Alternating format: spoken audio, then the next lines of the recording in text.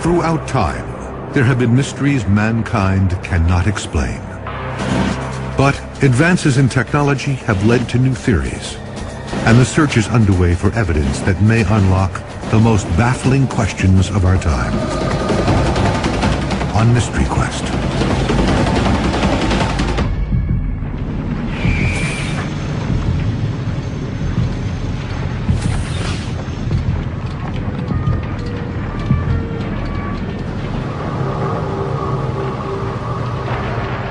The war is over. Nazi Germany's Third Reich has fallen. Those responsible for the Holocaust's worst crimes are fleeing.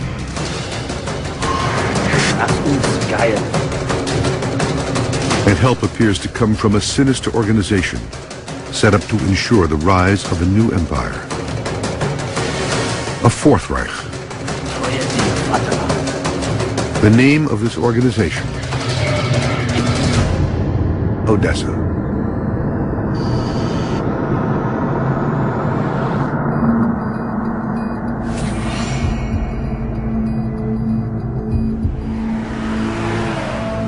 Germany was in chaos. The Nazi Party had crumbled.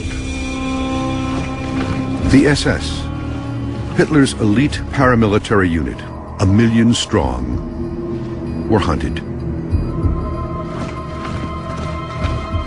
But they were difficult to track, and many escaped capture.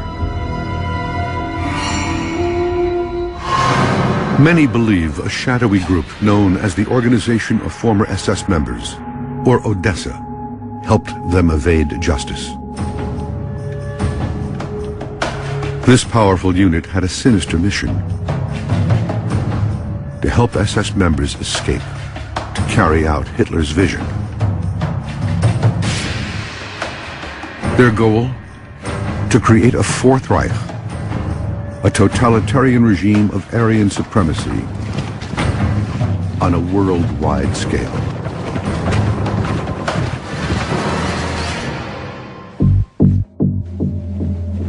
This organization was first uncovered by famed Nazi hunter Simon Wiesenthal. There was a period immediately after the Second World War when British and American organizations did pursue the Nazis with some rigor, but then that dropped off. So it was in the interests of Nazi hunters like Wiesenthal to make sure that the West took an interest in pursuing Nazi criminals. It was later made public by novelist Frederick Forsyth for his bestseller, The Odessa File. Wiesenthal hoped by manipulating Forsyth's novel that he could actually proceed further with the prosecution of certain Nazi war criminals, would therefore be exposed in a popular novel. Many questioned the legitimacy of Odessa. But Wiesenthal claimed that the organization was real. Wiesenthal seems to have clung to the idea that the Odessa organization existed as a sort of mammoth organization. He first seems to have heard about it from an SS officer. But there are few documents that mention Odessa by name. And most German officials deny the existence of the highly organized, centrally funded group portrayed in the novel. Yet some facts are beyond dispute. 150,000 Nazis were accused of war crimes, but only 30,000 were ever tried, and even fewer convicted, most immediately after the war. Some of the most evil, like Joseph Mengele and Martin Bormann, were never brought to trial.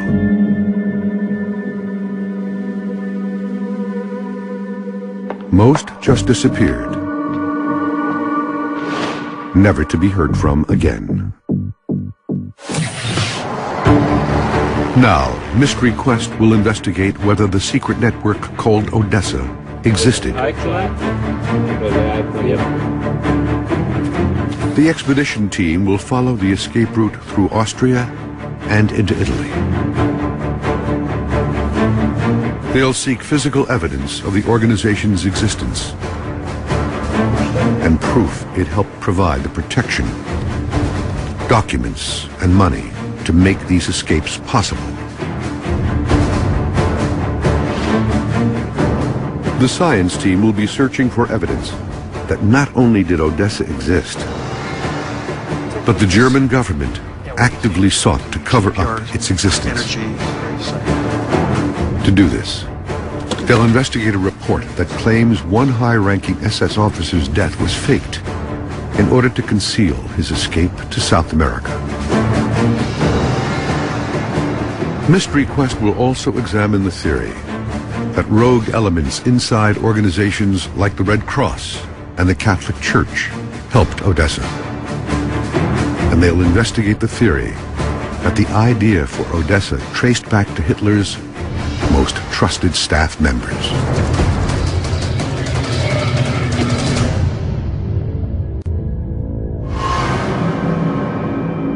Perhaps the most notorious SS officer to escape was Dr. Joseph Mengele. Known as Auschwitz's Angel of Death, he killed untold numbers in his horrific medical experiments. The doctor was photographed in South America in the decades after the war ended. But how did he get there? This document is extremely revealing. It confirms the idea that there was an organization at work smuggling Nazis out of Europe. In this case, it involves 4 people in Innsbruck who were smuggling Nazis across the border from Austria into Italy over the Brenner Pass. These are not major people, but at the end of the file, we have the names of the SS people they're working for. All throughout the file, it talks about the organization. There is no name for the organization, but at the very start, at the very opening, we have a document from the year 1969, which says Odessa Organization. That's 3 years before Wiesenthal went public with the name of the organization. This means the Austrian government was investigating Odessa even before Wiesenthal. The file is filled with information. And towards the end of it, Goni makes another significant find, a map. What's this? The K-Centrale? This is where the planes start.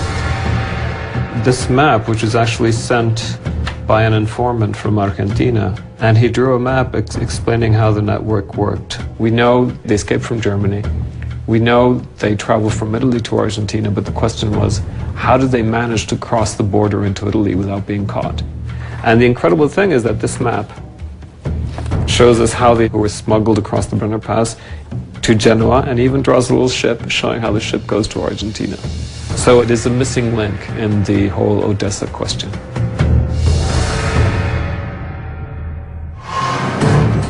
And the trail leads to the Tyrol region of Austria.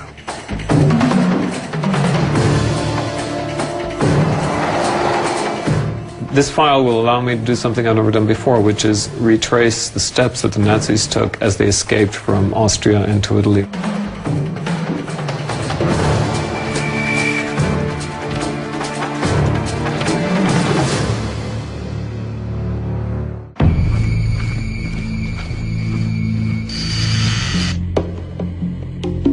There is one document that appears to be evidence of the beginnings of Odessa. It is called the Maison Rouge Report. Declassified in 2000, it details a secret meeting that took place on August 10th, 1944. The document tells of a conference between Germany's top industrialists and SS leaders in Strasbourg, France, at a hotel called Maison Rouge.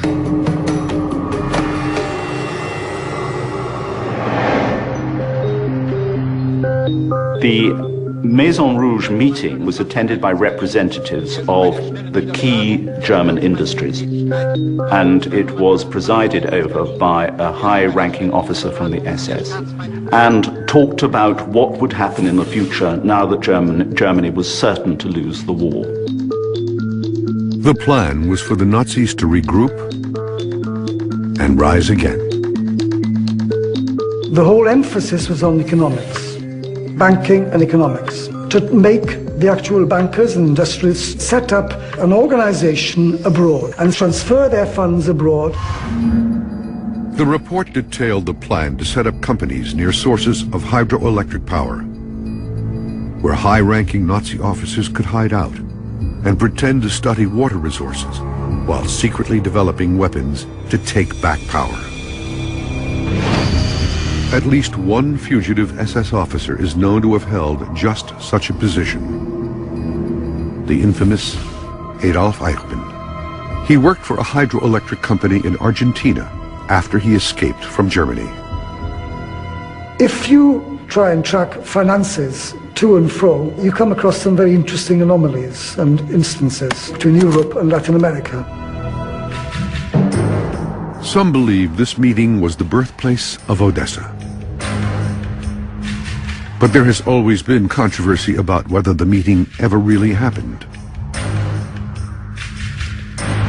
Instead, many historians believe top Nazis got away with the help of individual Nazi sympathizers scattered around the world. Still others believe rogue priests in the Catholic Church were responsible.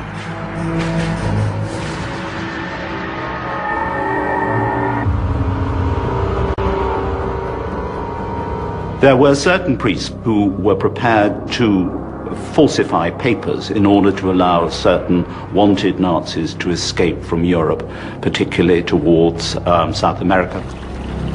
Historians believe those church members who helped Nazis flee were motivated by their fear of the rise of communism. Throughout the 30s and the 40s, the church had feared the encroachment of Bolshevism. So the Nazis seemed, of the two evils, to be the better evil. There are some that believe the power behind ODESSA was Hitler's executive staff. Martin Bormann was the Führer's right-hand man. Martin Bormann was the head of Hitler's chancellery, and therefore he was in charge of the party. It is often said that Bormann actually corrupted Hitler in some way, that his policies became Hitler's policies, though that may be a little far-fetched. He was certainly a very Machiavellian, a very cunning character, and what he wanted, he generally got. With Russian troops inside the city limits, Bormann tried to escape Berlin on May 1st, 1945. But according to Arthur Axmann, a minor SS official, Bormann was killed in Russian crossfire. Most believe Bormann died on the streets of Berlin. Well, Arthur Axmann was in the SS. He claimed he saw Bormann's face in the moonlight and recognized it. But some claim Axmann was lying to cover Bormann's escape. When Allied forces went to look for the body, it was nowhere to be found. Bormann was tried at Nuremberg in absentia, where Axmann testified. Arthur Axmann, when he told his story at the Nuremberg trial, was laughed out of court, because I think he made 7 alterations to his testimony at that time. There were immediate allegations Bormann, along with Joseph Mengele, escaped to South America. And for years, sightings were reported. Then in 1972, German construction workers digging a trench in Berlin uncovered the skeletons of 2 men. They were just 36 feet from where Arthur Axmann claimed to have seen Bormann's dead body.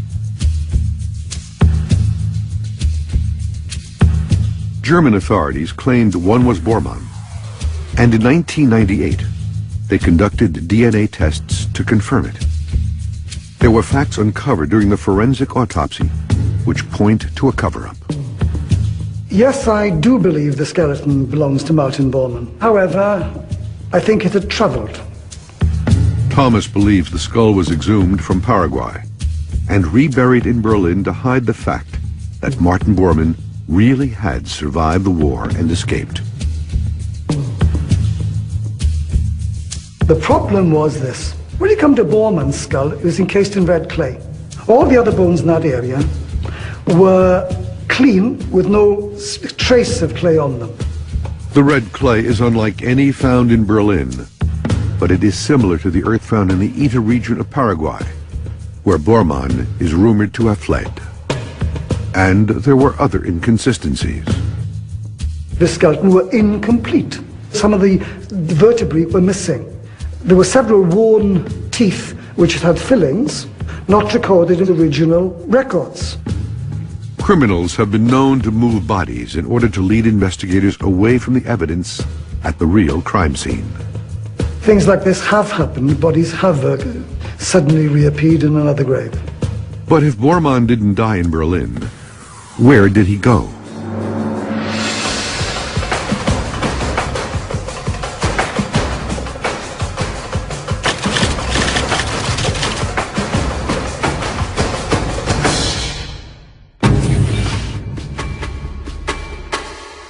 Graham Wood is a journalist researching the link between Bormann and Odessa. He begins his hunt with a clue in Asunción, the capital of Paraguay. Here we have someone claiming that Martin Bormann was in Paraguay and that he died in 1959.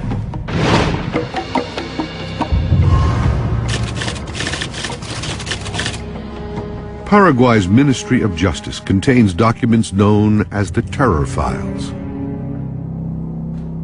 They detail the torture, kidnappings, and corruption committed by former dictator Alfredo Stroessner, a Nazi sympathizer of German descent.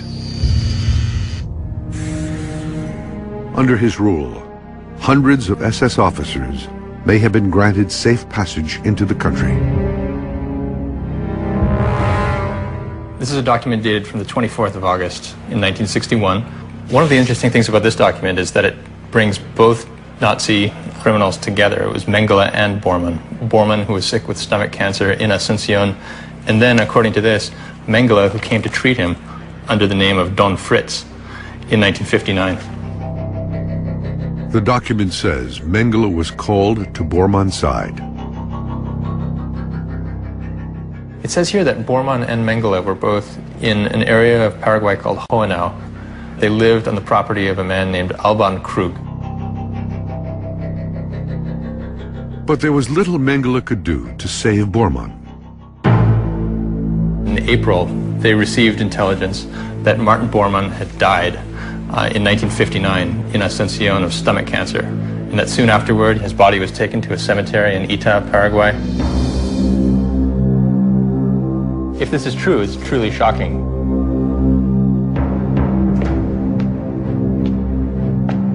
The presence of Bormann in Paraguay could be proof not only of Odessa, but also of a major cover-up.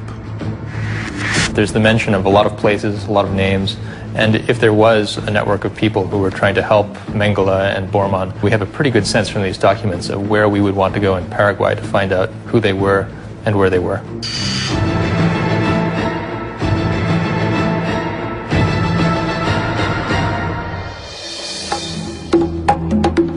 The town of Hohenau was founded in 1900 by German immigrants, and many here were loyal to the fatherland and sympathetic to the Nazi cause,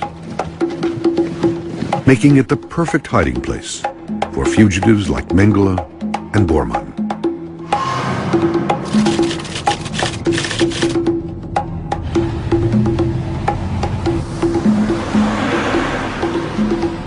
Wood finds a shipping company named Krug, the same as the man alleged to have housed Mengele and Bormann. The owner turns out to be Alban's grandson. ¿Conoce Alban Krug? Sí, él era mi abuelo. Su abuelo. Sí. ¿Y él todavía está viviendo? ¿O? No, él falleció hace muchos años.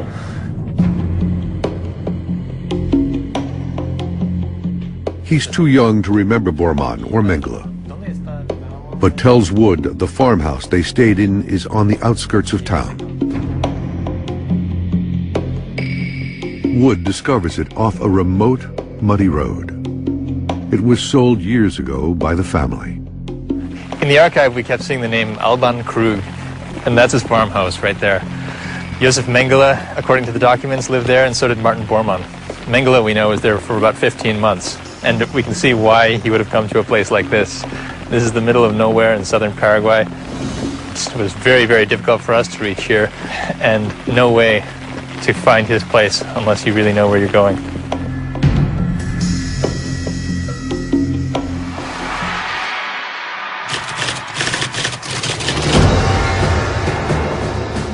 The map Goni uncovered in Innsbruck has led him to the foot of the Brenner Pass.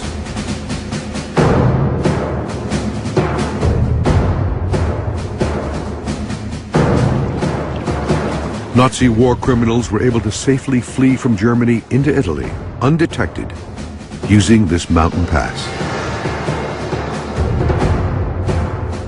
In this idyllic mountain village on the border between Austria and Italy is where some of the most nefarious war criminals who escaped Europe after the war went through. Behind me is the guest house Venaders.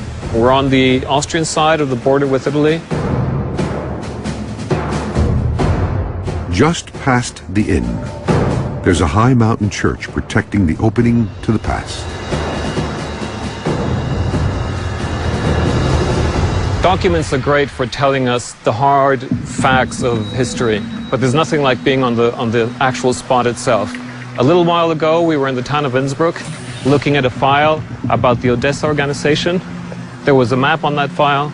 Well, now we're on one of the passes across the border from Austria to Italy that is mentioned in that map.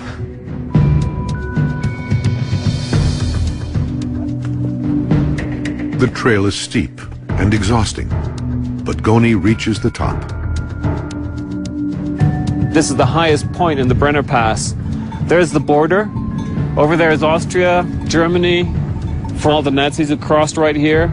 I mean, on that side there was justice, accounting for their crimes, the Nuremberg trials, and on this side is freedom.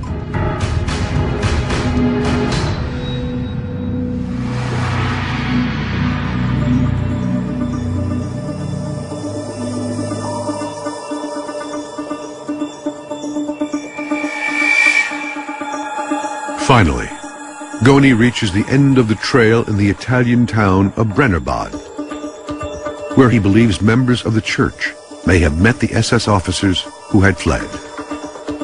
Pretty much the whole story is told right here, because there we have a church which signifies the priests who met the Nazis as they came off this trail in Italy and provided them with forged documents with new identities under false names.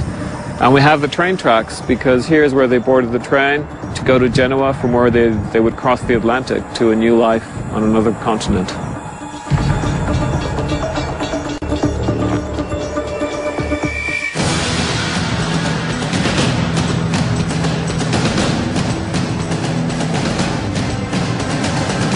It's a hard pill to swallow, but our duty is to trying to get as close to the truth as we possibly can. The team has followed clues to Paraguay, on the trail of SS officers Martin Bormann and Josef Mengele. They're looking for evidence that would indicate that Bormann escaped to South America following the war.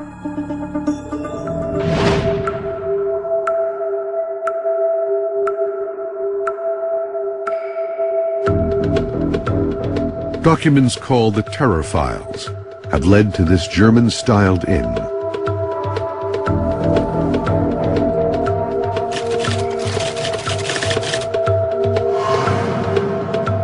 Mengele and other Nazis would have found a lot of German sympathizers here in southern Paraguay, and particularly in this area. This is the Hotel Tyrol, which was a social center for Germans in southern Paraguay.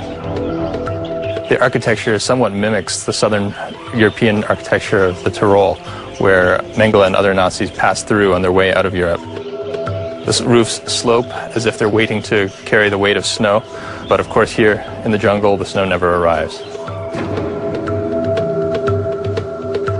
The hotel is open, but virtually empty.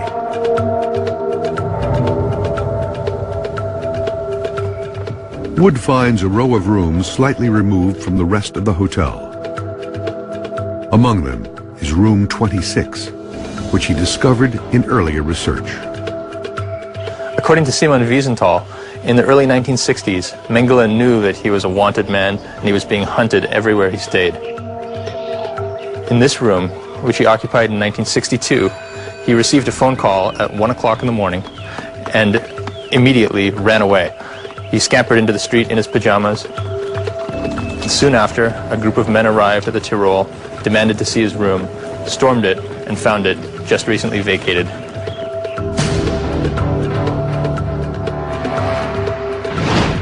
Wood asks about the hotel's past, but the owners refuse to comment. He departs Hohenau and heads to the municipal cemetery in the town of Ita, another clue from the terror files. At the archive, we found a government document that said that Martin Bormann died in 1959 under the care of Josef Mengele. It said that immediately after he died, he was taken to the town of Ita and was buried in the municipal cemetery.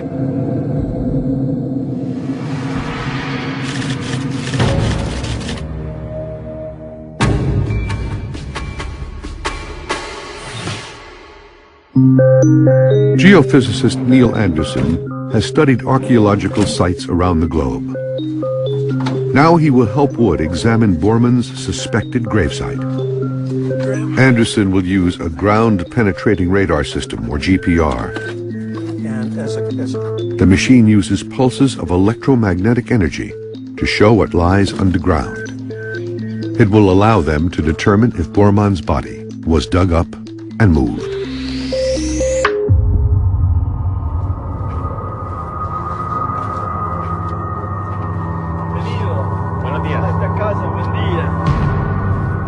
The local gravedigger leads the men through a labyrinth of tightly packed graves.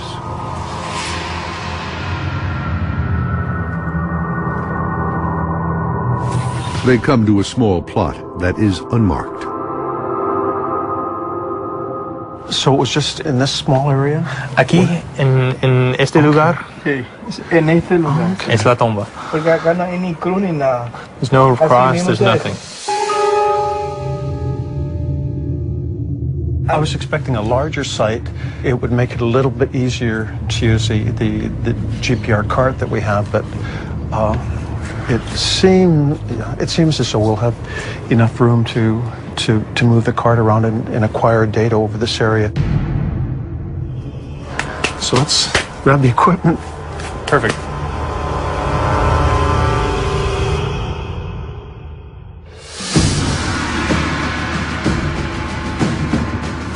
Uki Goni has been tracking the path of SS officers fleeing Nazi Germany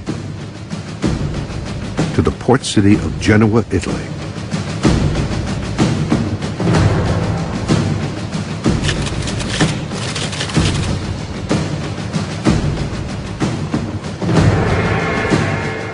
He's looking for information about how they got the documents needed to leave Europe.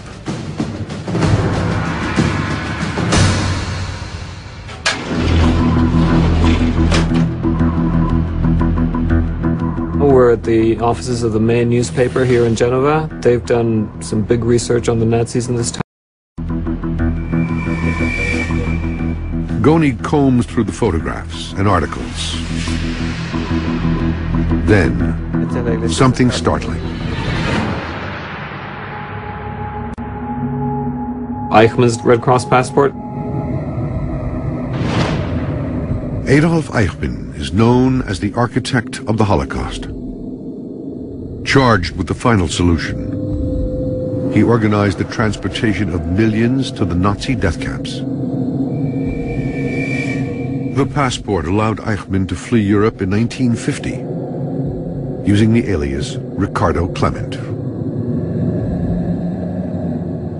The sponsor for the passport application was a priest from a local Genoa church. We've got the addresses of the priest who signed these documents. Goni finds a picture of the priest. This is an exciting moment for me because I've been studying on these documents quite a few years about how the Nazis came through Italy on their way to South America.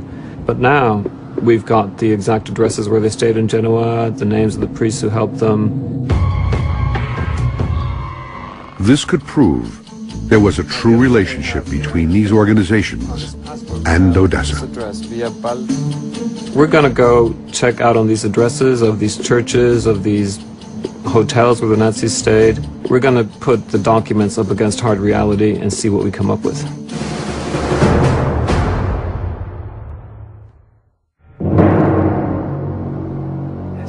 For decades, rumors have swirled about a covert organization named ODESSA that was dedicated to reviving the Nazi cause. Many believe the only way this could have happened is with the help of powerful organizations.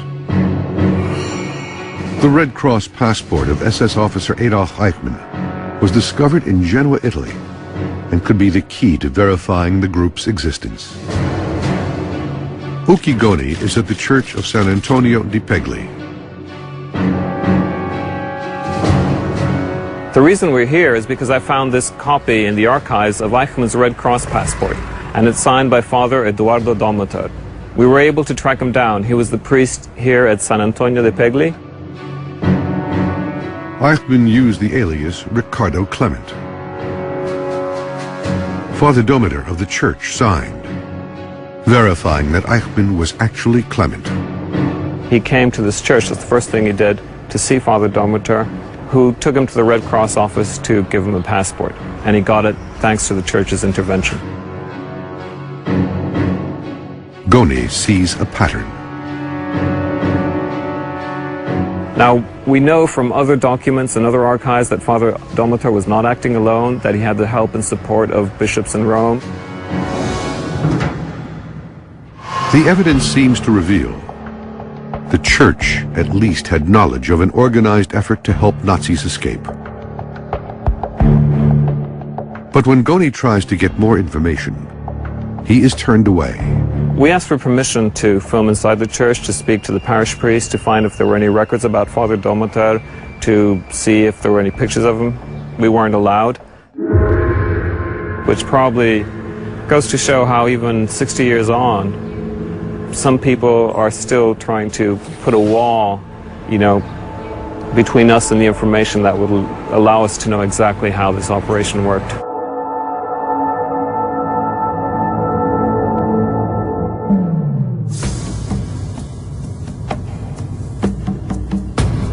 Goni begins looking for number 9 Balbi Street. This is Via Balbi. The location of an inn called the Pensione San Carlo that allegedly housed Eichmann before he left for South America.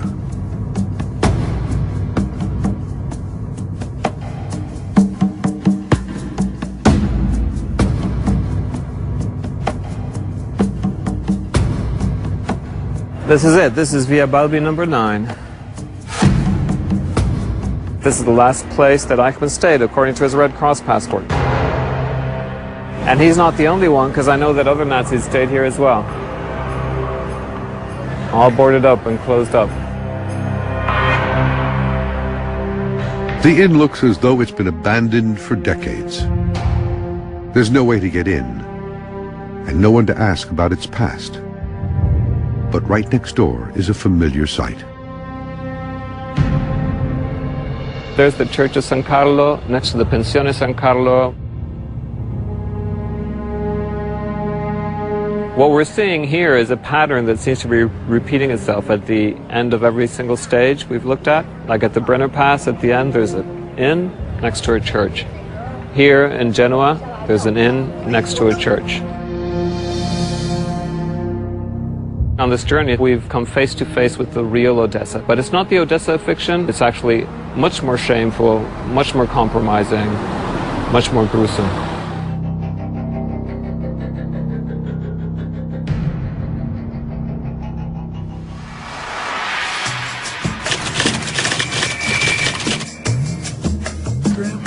In Paraguay, Mystery Quest is searching for more evidence that high-ranking SS officer Martin Bormann escaped here after the war. They believe they may have uncovered an unmarked grave, where his remains were buried following his death here in South America.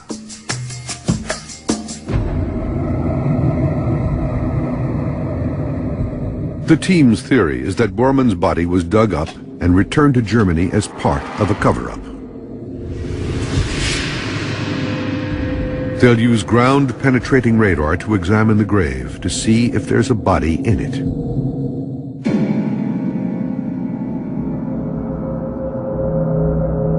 The Bormann gravesite does show signs of being disturbed.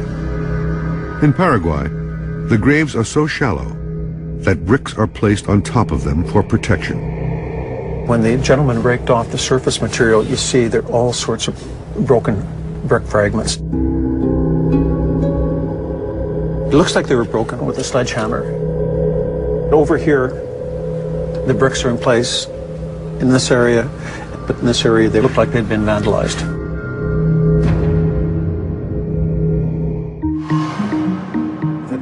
The team is ready to deploy the radar. Graham, this is our ground-penetrating radar unit, the control system. As we acquire the data, the data will be displayed on the screen, and what we'll essentially be generating is a two-dimensional image of the subsurface. The machine will pulse electromagnetic waves into the ground, which will bounce off any object in the subsurface, creating a U-shaped image. Now, how precise is this? Will we be able to see bones? You probably won't be able to see individual bones. What we're hoping more to see is an indication that the ground looks very chaotic, as though it was disturbed. If there is a casket in place, you would anticipate seeing reflections from the top of the casket and the base of the casket. If the soil is disturbed and we don't see a casket, one logical explanation would be that the soil was excavated. If something was ever in place at this location, it was moved. The team will need to do multiple sweeps of the site before they can get a clear reading of what lies below. Graham, this is really cool. We've acquired the data.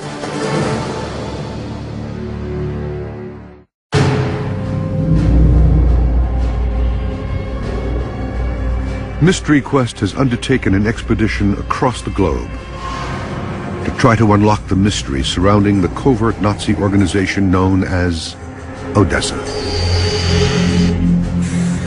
This forensic expert believes there was an elaborate cover-up of the death of a high-ranking SS officer. This geophysicist is looking for evidence of that cover-up. And this journalist believes he's found proof that Nazis were smuggled out of Europe through Italy.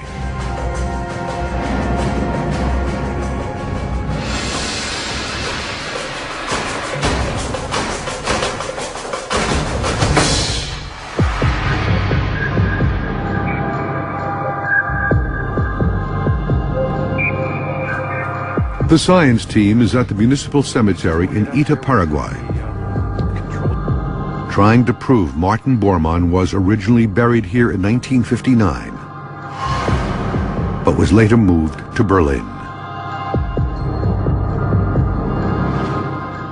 Neil Anderson has started running ground-penetrating radar, or GPR, over the plot to get a profile of what lies beneath the surface.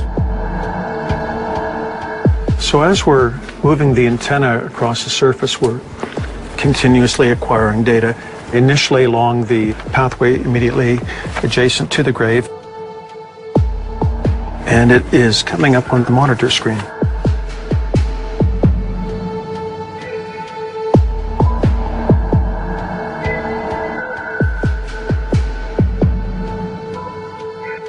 So what I see on the screen right now is some wavy lines up near the surface, and then some wavy lines about 3.5 to 4 feet under. Exactly.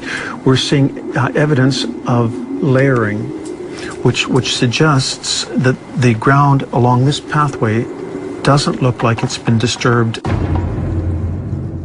But the machine will make 4 more passes over the gravesite before a complete image of the subsurface is revealed. This is so cool, Graham. On the other plot, what we're seeing is a real prominent U-shaped anomaly on each and every traverse. It suggests to me that there is a coffin buried on this plot. On Borman's plot, we acquired 5 traverses. What it indicated to us, and we both saw it very clearly, is that this, where Borman's alleged grave is, the ground is chaotic. It looks like it's been disturbed, but we're not seeing any objects that are still buried in the subsurface. If there was a coffin buried on Borman's plot, it's been removed. The GPR readings confirm that something large was once buried in Borman's alleged plot, but was subsequently moved.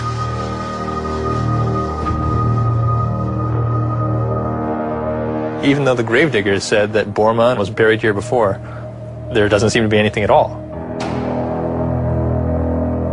The disturbance of the grave seems to give validity to the claim Bormann was buried here.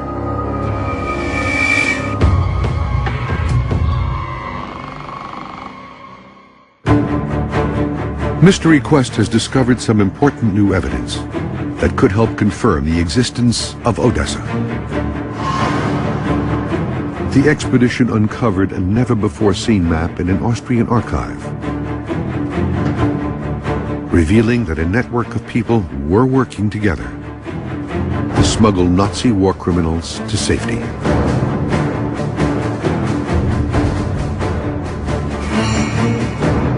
The science team discovered the alleged grave of Martin Bormann in Paraguay.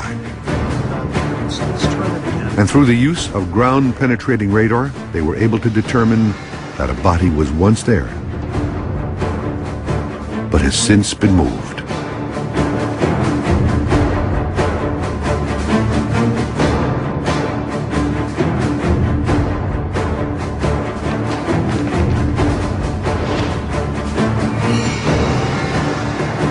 What this journey really points out to us is what the real Odessa was like.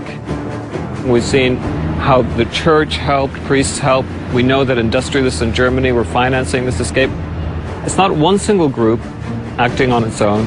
Rather, it's like interlocking gears, and where the gears meet and help each other along, that's the real Odessa.